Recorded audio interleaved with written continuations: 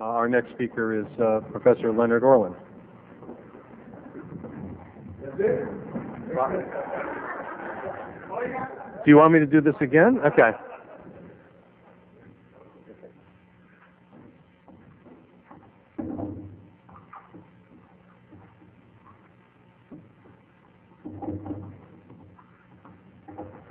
Thank you for that glowing introduction. I appreciate it. He obviously had memory loss from earlier this morning. A couple of preliminary comments before I undertake the modest task of talking about teaching antitrust in the era of Microsoft. A few years ago, I wrote an article.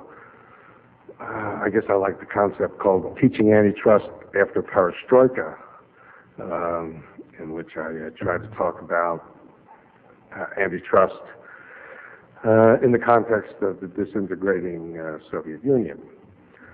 I thought that there were two or three kind of central points made by previous speakers that I wanted to briefly comment on. One is the notion, which I think is very much true, that antitrust seems now to be an issue that the man and the woman on the street think about, however peripherally. Antitrust, once again, seems to matter. The brilliant social historian Richard Hofstadter wrote an essay 25 years ago called Whatever Happened to the Antitrust Movement, talking about the fact that antitrust had kind of died as a political entity. I think it's back, and I think, unlike Rick Rule, that antitrust is about much more than economic analysis. And I don't think that efficiency, while important, is at the core of antitrust. There's a debate that's been going on for a quarter of a century about the political component of antitrust. And I think that the question of whether of power and restraints of power is still, for me, very much part of antitrust. Second thing that I think it's important to note, which is kind of self-evident when I was listening to Rick Rule, is that forums are not places to resolve legal disputes. And there are fundamental issues of fact and fundamental issues of law that have been laid out in a courtroom. There are briefs, there are transcripts, and it's very hard for me or anyone else to say, Microsoft is a bad monopolist and should be punished. The answer is that without really informed access to the data and the transcript, judgments like that are very hard to make. The third point, which I think is important, that I thought had been so brilliantly and intelligently laid out by Bill, is that remedies very much are an afterthought in antitrust. And I think that's true, and I think one of the things that my talk on teaching, when I get to it, will be about, is about looking at remedies as the fulcrum for thinking about antitrust, rather than thinking about antitrust and then as an afterthought thinking about remedies. But for me, the paucity of thinking about remedies is part of a larger paucity of thought. I spend a lot of time and effort thinking about how the criminal law should be applied to large publicly held corporations. And the question of sanctions, meaningful sanctions, intelligent sanctions, to be imposed on an artificial entity is something that has been given relatively little intelligent thought, other than saying fine them, and corporations pass those fines off to stockholders ultimately. The final point about evaluation. We can ask, and we should ask, does antitrust accomplish anything? Did the vestiges of the past achieve anything? I learned a lot this morning about that. But it seems to me that's part of a larger question which can be asked. Does anything in law work, accomplish what it's supposed to accomplish? We spend several $1 billion a year on the war on drugs. Does that accomplish anything? We spend more billions of dollars building prisons and doubling the prison population. Does that accomplish anything? We have extraordinary enforcement. Take an area like the SEC and insider trading and the whole host of things. One could ask, what does that accomplish? And who can demonstrate in any empirically valid manner the positive benefits of legal decisions and legal rules? I'm not sure that, it depends who has the burden of proof, that you can demonstrate historically or prospectively or contemporaneously to anyone's satisfaction that anything works. So a lot of it are articles of faith.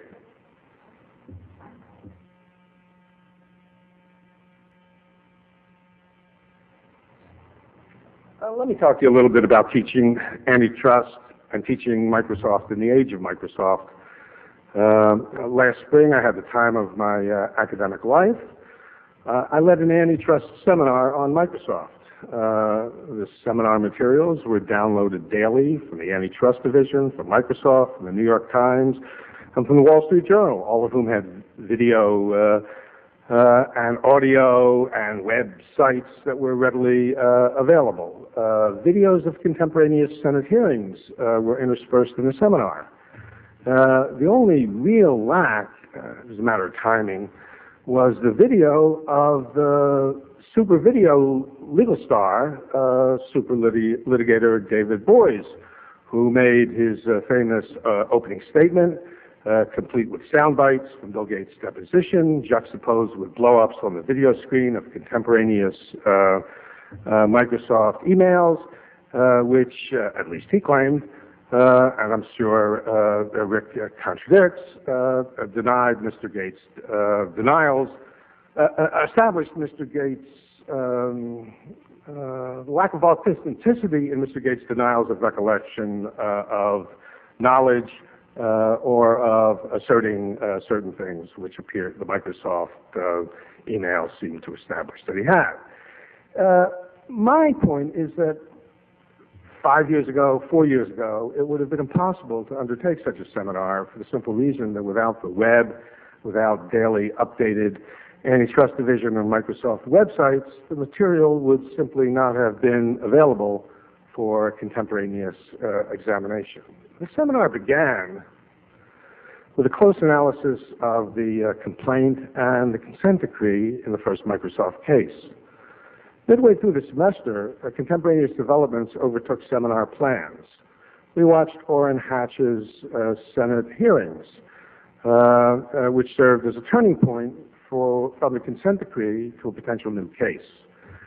With rumors of a new antitrust case to be brought by the Justice Department flying high, the seminar turned to the preparation of a series of papers and oral presentations addressed to either possible theories of antitrust liability in a case yet to be brought, or potential remedies in a case yet to be brought.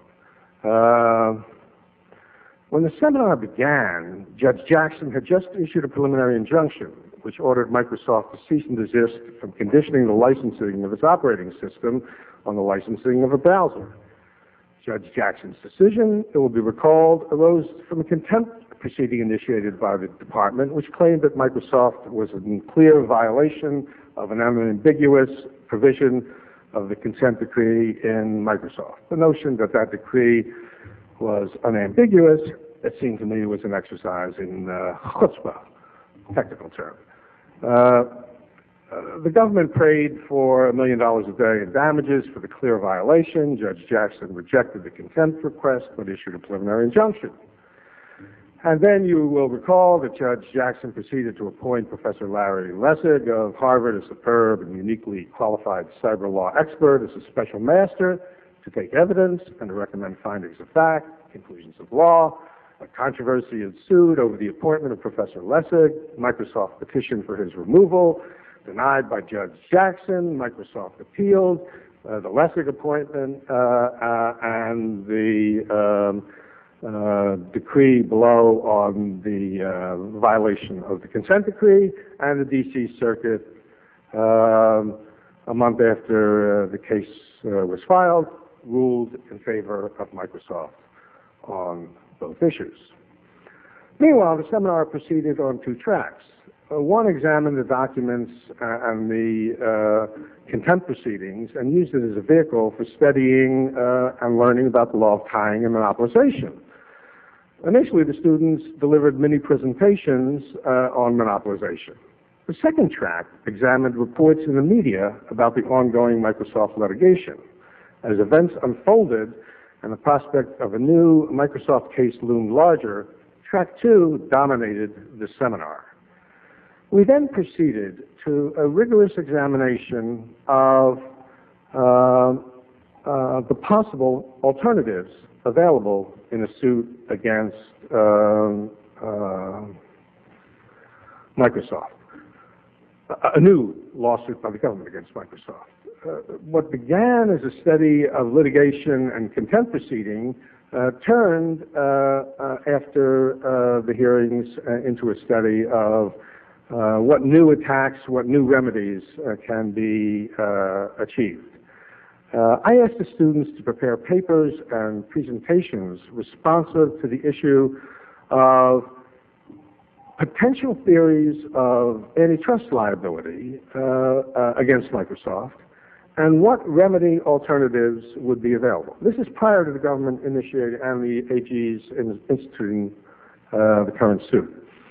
Interestingly, of the students that wrote on liability, the majority took the position that no new antitrust action should be brought by the Justice Department. One particularly lively paper, which I can get to you if you want, was Why Microsoft Should Be Left Alone. Another creative free marketeer drafted an amicus brief in support of Microsoft's position. Most of the papers which weighed in for Microsoft argued that not to allow Microsoft to integrate its browser with its operating system would stifle innovation and development in the software industry. You'll be glad to hear. Only one student who wrote on liability didn't defend Microsoft but advocated an alternative theory of monopoly leveraging but reserved judgment on whether that theory would ultimately prevail. The students who wrestled with the remedies problem were faced with far more difficult and challenging problems. What do we do with Microsoft? Breaking up Microsoft was the solution one student offered in a paper entitled Browsers and Baby Bills. Good titles. One student recognized the differences between Microsoft and traditional manufacturing companies and advocated that the government compel Microsoft to grant open licenses on Windows as an alternative to breaking up the company.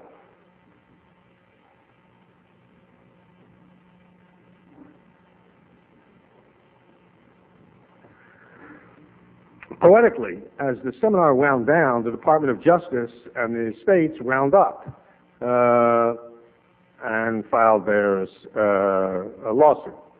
The subsequent merger of Netscape and AOL prompted South Carolina to leave the lawsuit, raised many of the concerns that a number of my seminar students felt that in defending Microsoft's position.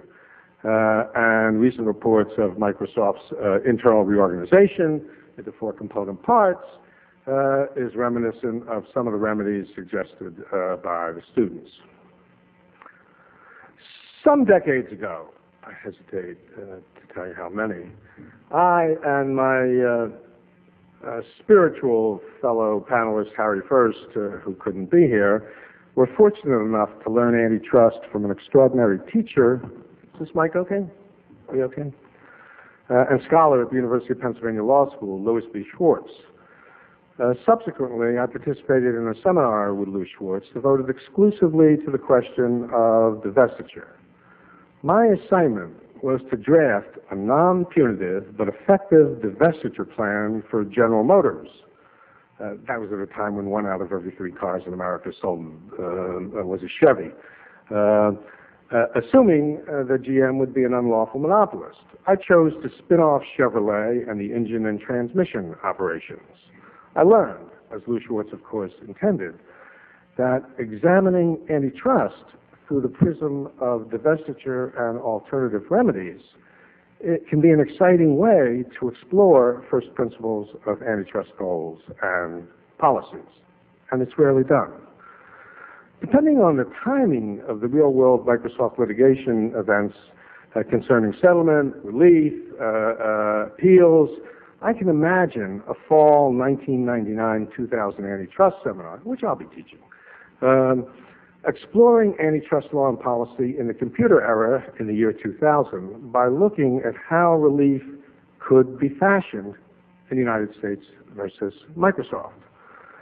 One could, and I think should, at the outset, consider some of the relief imposed by the Federal Trade Commission in other high technology industries, and then explore the relative merits of a burgeoning list of proposed Microsoft relief possibilities.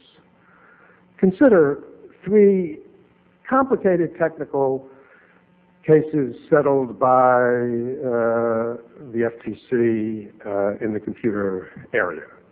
In the Digital Intel case, Digital entered into a consent decree under which it granted perpetual and generally non-terminable licenses of its Alpha architecture to Samsung and AMD and other suitable partners approved by the Commission.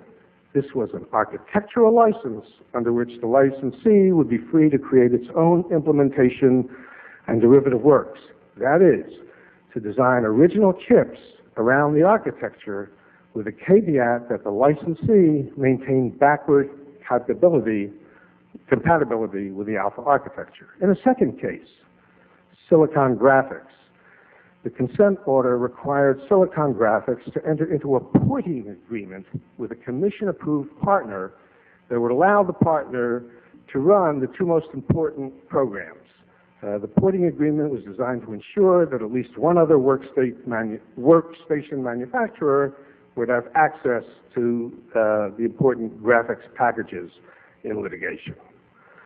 In a third case, Cadence Design, the consent order required Cadence to allow developers of commercially integrated routing tools to participate in a Cadence Connections program and any other Cadence independent software programs that enables independent software developers to sell interfaces to Cadence layout tools.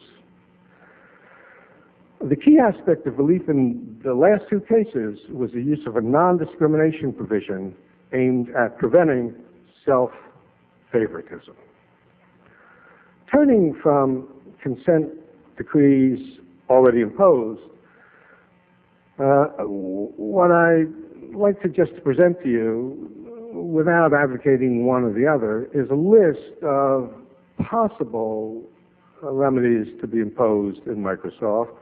And if Microsoft's not settled by the next fall, that's how I'm going to start my next Microsoft seminar. Consider structural remedies, horizontal divestiture, set up separate operating systems, application systems, and content provider systems. Vertical divestiture, reorganize Microsoft into multiply vertically integrated entities, known colloquially as baby bills. Question is, who gets Papa Bill? Conduct remedies. Require Microsoft to provide Windows licensees with technical information regarding specification and revision of the operating system at the same time that such information is provided to Microsoft's application developers. Second, require Microsoft to publish, you don't do all of these are possibilities. Require Microsoft to publish sufficient technical information to enable a complementary product to run on Microsoft's operating systems. Third, prohibit Microsoft from intentionally disabling or otherwise interfering with the intended functionality and execution of other products which are interoperable with Microsoft's operating system. I'm sure Rick would say there's no need for that because Microsoft doesn't do that. Prohibit Microsoft from suggesting that other products may be incompatible unless they are in fact known to be incompatible. Prohibit Microsoft from tying any other product to Microsoft's operating system. Prohibit Microsoft as a dominant firm from giving away free products for more than 3 months during a promotional period. Prohibit Microsoft from entering into anti-competitive arrangements which either require licensees to train engineers on other Microsoft products as a condition for getting a Windows license, or which restrict licensees from testing or benchmarking Microsoft products, or which require cross-licensing of patents, or which require licensees to provide Microsoft unrelated technical and marketing information. I'm winding down if you want me out. 5 minutes? I'll do it in 3, okay? 2.5.